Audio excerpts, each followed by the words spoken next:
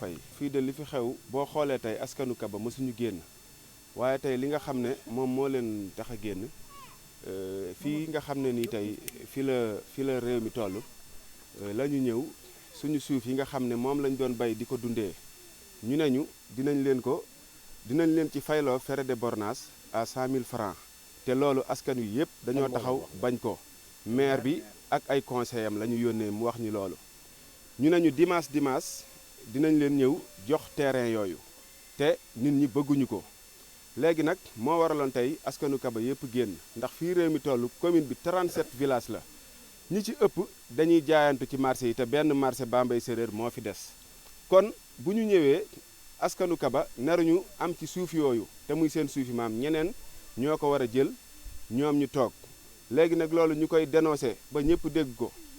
ko di ci woo sous-préfet di ci woo gouverneur di ko yëgal président de la république Macky Sall di ko wax ne sa askan wii nekk Kaba sonn nañ te ñu ngi leen ci jaay doole bu fekkee ne ñoom ci réew mi lañ bokk ñu ngi ñaan nga wallu leen parce que jaaxle nañ ñoom dañoo bëgg a jël suñu suuf jox ko ñeneen ñun ñu toog te ñun dañuy bay di dundee loolu mooy suñu liggéey fii boo tànnoon fii nii mënoo fi tànn 15 fonctionnaires ñoo xam ne état moo leen di fay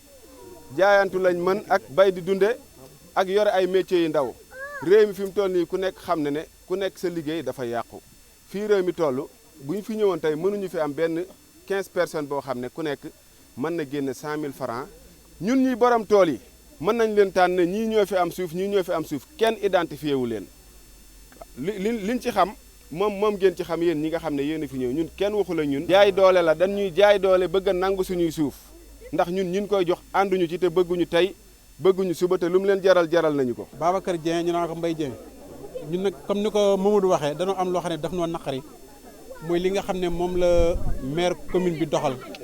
mooy ci wàllu suuf si. commune bu Ndiéyène Sarax la ñoom dañoo bëgg a ñëw jaay suñuy tool jaay ni ko à 100 000 francs te moment bi ñu toll yaakaar naa ne muy gouverneur muy préfet muy président de la république du moment boo xam ne bi moment bu ñu war a laal suuf la bay laaj xaalis ndax danoon nekk ci jamono mbas moo xam ne bi nit ñi sax lu ñu lekk da leen di të ku daa am téeméer tey juróom daf lay të kon yaakaar naa ñun bëgguñu ñu laa suuf si li ñuy def nii nag di ko ñaxtu nag da di suñu kenn ku nekk suñ ko droit ñaxtu ci li nga xam ne yaa ko moom sa bopp suuf si xañ na moomuñu ko 100% mais yoon am na lu ñu ci may léegi ñoom danoo wax ne dañuy ñëw daggal suuf si à 100 000 francs te ñun mënuñu ko li ñu bëgg mooy ñu arrêté dagg bi ba jëmi jamono ndax jamonoy mbas la nekk te gis nga sax mesure barrière yi ñu jël takk na suñu masque tout ça mais lépp rek parce que bañ loo xam ne bii luy am suñu diggante ak ñoom la di artu nag monsieur le préfet say doomu gox ñooy kaas pour nga ñëw dimbali leen ci ki nga xam ne moom ñu jox suñu maire yi mu ñëw bëgg daay doole suñu kaw noot nu te loolu duñ ko bañ ñoom ñëw nañ fi duñ dugg mu monsieur le maire ñëwul benn conseil wala ñaari conseil ñoo ñëw waxtaan ak waa dëkk bi biñ ñëwee waxtaan wa li ñu ci am lépp nag mooy ñi ci ëpp ñëpp d'accord na te ginnaaw nag ñëpp d'accord nu kon war na la jëlaat lépp tegaat ko teg ko ci suuf ba keroog ñëpp di ànd ci li ñuy d'accord. Fatou ñu ngi laa tudd. ñun danoo ñëw jur sunu doom yi ci dëkk bi sunu doom yi judd ci dëkk bi sunu kilifa yi nekk fi yàlla sunu borom ñu nekk fee ñoom ba yàlla sunu borom jël leen ñu yor seen suuf yi ñu jur fi seeni doom ëllëg ci wàllu boppam ñu bëgg ñoom seen wàllu bopp ñu bëgg a ñëw bëgg leen a ëpp doole te loolu du lu ñuy man li ñu bëgg. ñu ànd ceeg ñoom ñu bàyyi ñu suñuy tool ndax ci la ñuy béy di dundal suñu njaboot gi mu ñoo mbéy la ñu am tey ak ëllëg ndax ci la ñu judd. bu fekkente ne ñoom li ñuy def nañ ko ba pare fas yéene nañ ko def léegi yéen ban taxawaay. xanaa ñu jàmmaarloo ak ñoom rek ba lu ci waay góobee gar rek man de maa ngi ci ñu jàmmaarloo ak ñoom rek waaw ñu jàmmaarloo ak ñoom rek ba wàllu waay am jël. ñoom dañu demande ne 2000 demande lañ fa am yoo xam ne dañ ko war a délivrer seen i borom jële ko ci prix boo xam ne ñun d'accorduñ ko tey te duñ ko nungu ndax fii bi ñu fi mujj jaay terrain ñu ngi ko doon jaay loo bi 60 000 francs benn parcelle 15 000 francs léegi ñoom jëlee nañ ko foofu yóbbu ko benn parcelle 100 000 francs loo bi 400 000 te fii ku ne xam na ne ñi fi nekk ay baykat lañ ay nitu kaw lañ amuñu loolu beneen bi ñaan nañ leen woo nañ leen dem nañ ak ñoom ba sous-préfet jooytu ko fa ñaan leen ne leen la suuf soosu ngeen ñu bëgg a jaay ci 100 000 francs dafa des ñun wàññil leen ñu ko wa ilaa bu ngeen ñu ko joxee ngeen may ñu fay ko par étape nee nañ duñ def loolu dimanche la ñuy ñëw délibéré terrain yi ko amul 100 000 francs doo ci am te loolu parewuñ pour def ko ndax am na lu gën a nekk priorité te defuñu ko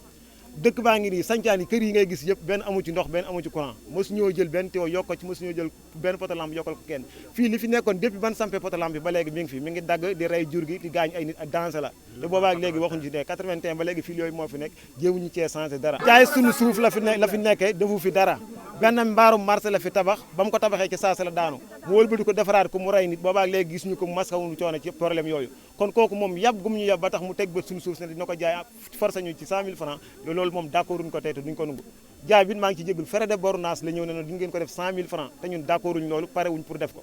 léegi nag ñu ngi fii duñ fi jógee buñ fi doon dee benn par benn sax duñ nungu ñu laal suñu suuf dee su ko laal maa ngi tudd Fallou Bar nekk coordonnateur mouvement bi ñuy tuddee ànd suqali la commune de Ndiéyène Sirakh tey ñu ñëw fii ànd seeg doomu Kaba yi nga xamante ni tey ci li ma jàpp ko ci commune bi yëpp mooy dañ leen a bëgg a jaay doole foqar ñi li nga xamante ni ñoom ñoo ko moom te duñ ko seetaan te li tax ñu ñëw ci xeex bi mooy buñ ko bàyyee Kaba rek du sotti ndax bu ñu jógee Kaba dinañ dem feneen xeex bi dañ koy yaatal ba commune bi yëpp jot ci mais am ay mbir yoo xamante ni aussi faaw ñu leeral ko nit ñi ñu xam ko parce que booy wax ci wàllu suuf da nga koy gëstu ba mu leer mooy li ñu wër d'abord mooy 100 000 francs yi nga xamante ni moom lañ def frais de bornage bu ñu nekkee ci arrondissement de Thiénaba li ci am solo mooy ñu xool ndax commune yi ñu wër fépp am na fenn fu ñuy jaggee terrain 100 000 francs li ma wër mooy amul ci benn bu mu am pourquoi Ndiéyène Sirakh loolu duñ ko d'accord beneen bi mooy bépp commune bu ñu dem ci ñi nga xamante ni waxtaan naa ci ak moom borom suuf sax booy jël suufam di nga waxtaan ak moom lenn moo ci mën a am ci biir terrain yi nga ne ko di nga ci am ay terrain bu fekkee mënu ci am ay terrain la ngay jaay ñeneen ñi moom nga wàññil ko loolu mooy li nga xamante ni moom mooy yoon waaye nit doo ñëw di ko forcer ay terrain ne ko lii laa la koy def frais de bornage beneen bi mooy ñu dem ak waxtaan ak ñoom ne leen ndax dañ koy fay ci sensé ñu ni ku amul 100 000 francs amoo loolu amul demeewul noonu parce que ci exercice annuel lay doon c'est-à-dire bu ñu ko commencé tey jii ñu ngi nekk février 31 décembre la exercice bi war a jeex donc foofu mën ngeen cee fay beneen bi mooy ñoom amuñu benn prérogative pour ñëw fii ngeen leen di jox xaalis borom terrain bi moom mooy dem ci fële trésor fay fa xaalisam jël terrain donc loolu lépp ñun xam nañ ko beneen bi mooy li tax ngeen war a jóg jàkkaarloog ñoom dañoo yaakaar ne ñun ba tey ñu ngi nekk ci innocence bi ñu nekkoon mooy nit ñi ñëw di jaar suñu kaw di ñu nax commune bi du Kaba rek foo manti dem nañ ko jënd ay tool de ko jëmee seen bopp ñu bëgg a jël commune bi rek tay la ko ñaar nit pour seen intérêt personnel loolu nag nañ na fi jóge ni mu leen méttee man koy wax le maire ak son adjoint mi nga xamante ni moom moo nekk président commission domaniale muy Mourkane Thiaw ñëpp xam ko tey jii kenn ku ci nekk yaa ngi xool noo yokke say sàkk tey kenn ku ci nekk yaa ngi góorgóorlu pour la yokk mais lu yokk askan wi néewati problème askan wi ñoroo la mais foo manti dem noo def mën a dund fa ay tool amul fu may dem tourné ci commune bi néewuñu la fii Falloo ko jënd wala Thiaw moo ko jënd tey ñëpp xam nañ ne fi àdduna bi di mujjee mooy suuf mooy yor réew parce que mooy ressource boo xamante ni du ñàkk parce que ñii wax nañ la ko seen i maam ba tey ci tool yi la ñuy bay amul beneen liggéey buñ mën a jàpp bu dul bay ñoom nag xam nañu loolu moo tax ñuy profité di ñëw xam nga boo demee ba dem ci dëkk di jënd ay hectares suuf 500 000 xam nga ne tegoo ko ci yoon te nga ne yaa jiite commune bi war a protéger seen suuf xam nga tegoo ko fenn ba pare ñu ni jël nañ fii 40 hectares yoo xamante ni dañ ko jox Mourkane Thiaw fii ci dëkk bu ñuy wax Ngodiane Ngodiane googu ñu ni da koy def domaine agricole jël ñu fa jël ñuy liggéey kan ngeen gis ci commune bi ci jeunesse bi ñoo xam ne dañ leen a jël di leen teg ci ay barab ñuy liggéey amul donc loolu du dëgg li xew mooy ñi ngi leen di gis ñuy romb ak seen ay camion def ci seen ay basanteeg seen ay tamateeg seen ay mbir di jaay bàyyi askan wi fan la ñu jëm loolu jeex na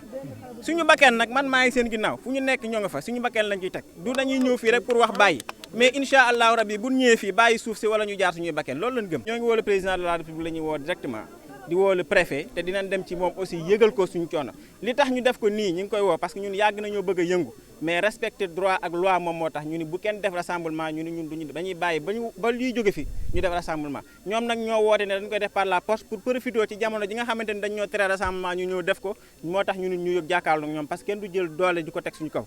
buñ ko bàyyi woon duñu ñëw di rassembler wu koy rassemblement bi lu fi mën am rek ñoom ñoo ko sooke parce que bu ne dañuy ñëw dimanche duñu bàyyi ban def ko ñuy toog di seetaan ay loxo dañuy rassembler te bu laajee ñu rassembler waat dinañ rassembler waat ba karaak ñuy bàyyi suufu jàmbur li wér te wóor mooy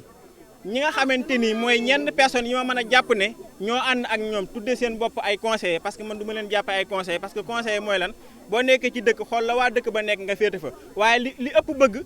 mooy lii yow nga bàyyi ko sa bëgg-bëgg bopp nga demal donc ñooñu ñoo ca d'accord te ñoom la engagé waaye ñun li ñu engagé mooy li majorité bi bëgg mooy bëgguñu ko jaay seen i suuf bëgguñu ku dagg seen ay tool wala bu ñu koy dagg ñu accompagner leen ba nga xamante ni parce que li nar a métti ci mbir mi mooy bu ñu jëlee suuf si yëpp jaay ko suñu doom yi ëllëg bu ñu ñëwee fu ñuy dëkk dañuy dëkkaani wala dañuy dem di bayaani ci àll bi loolu mënta nekk ñun Kaba la ñu am Kaba la ñuy des kon nañ leen bàyyi ak seen suuf biir Kaba Je suis venu aujourd'hui prêter ma force à mes camarades qui sont là, qui sont dans le mouvement, mais aussi aux villageois de Kaba. Devant une injustice qu'ils sont en train de subir, manigancés par le maire et son adjoint, voulant coûte que coûte délibérer leur terrain, là où la population en tout cas se trouve dans d'autres besoins. Parce que nous sommes en situation de pandémie, crise sanitaire, à la fois crise économique. L'urgence se trouve ailleurs. Les gens ont d'autres besoins, ils ont des problèmes à nourrir leur famille, donc l'urgence se trouve ailleurs. Alors on les a demandé d'abord, en premier lieu, d'attendre la crise sanitaire avant de délibérer les terrains. Maintenant, on ne voit pas pourquoi ils se précipitent à vouloir coûte que coûte vendre les terrains. Qu'est-ce qu'ils y gagnent exactement? Alors ce n'est pas normal. Alors nous avons fait aussi des investigations dans les communes environnantes, c'est-à-dire les communes qui composent l'arrondissement de Thiénaba. On a demandé les frais de bornage dans les autres communes, ça tourne aux alentours de 50 000. Moi, ma question, c'est pourquoi 100 000 francs à Ndiensra alors que dans les autres communes, c'est 50 000 francs? Alors que dans les autres communes aussi, on voit qu'il y a des accompagnements pour les propriétaires des terrains. Alors, soit on diminue la somme ou bien on les donne des terrains parce que c'est leur propriété, c'est leurs ancêtres qui cultivaient ces terres-là. Pourquoi pas on ne le fait pas au niveau de Ndiensra? Pourquoi aussi on demande à ces gens de verser coûte que coûte l'argent alors qu'on sait que c'est un exercice annuel? C'est-à-dire si on commence aujourd'hui au mois de février, c'est pour 31 décembre 2021. Donc les gens ont largement le temps de payer ça durant une année. Pourquoi vouloir coûte que coûte payer les 100 000 francs? L'autre problème c'est que si on demande aux gens d'acheter les terrains, un milliardaire ou un millionnaire va quitter Dakar, venir acheter des terrains et demain va vendre ça à nos enfants. Ça, on ne peut pas l'accepter. Alors nous restons debout et engagés derrière cette, en tout cas, forfaiture que le maire veut faire au niveau de Kaba. Nous serons là avec les populations, nous serons là à combattre cette injustice-là jusqu'à la fin. Quand le maire dit qu'il a reçu plus de 2000 demandes ici à Kaba, si la majeure partie disent non, où est-ce qu'on a trouvé ces 2000 demandes? Il n'a qu'à nous montrer ces 2000 demandes-là. Autre chose, dans leur délibération, parce que ça se passe au niveau de leur conseil, on ne voit pas leur délibération, dans leur délibération. Normalement, dans leur délibération, ils doivent décider de la somme des frais de bornage. Et ça doit être unanime pour tous les villages de la commune. Pourquoi 100 000 à Kaba et 50 000 francs à Moulakten? Donc là, il y a un problème de gestion. Donc dans la délibération, on dit on va vendre, ou bien les frais de bornage sont à 50 000 francs. Donc ça doit être unanime dans tous les villages de la commune. Donc pourquoi 100 000 francs à Kaba? Ils vont nous expliquer ça. Autre chose, on veut voir la signature du maire et l'approbation du sous-préfet. Et s'il était sérieux, il allait se déplacer, en tout cas de Ndiensra à Kaba, pour parler avec la population et les expliquer ce qui est à l'intérieur. Par manque de respect, commence par envoyer des conseils et un chef de village pour expliquer ça, alors que c'est lui-même qui devait venir expliquer ça à la population. Nous sommes dans un combat, c'est la guerre. La guerre est déclenchée. Hein? Gain de cause, où nous serons toujours là avec eux. Le dimanche, on sera là à la première heure, on va les attendre. C'est pourquoi j'appelle le président de la République et le sous-préfet d'intervenir avant qu'il y ait des dégâts. C'est le moment d'intervenir. Parce que ce que je dis, quand l'essentiel est en danger, s'engager devient une nécessité. C'est une nécessité pour nous de s'engager pour protéger les terres de ces populations qui n'ont que ça pour survivre.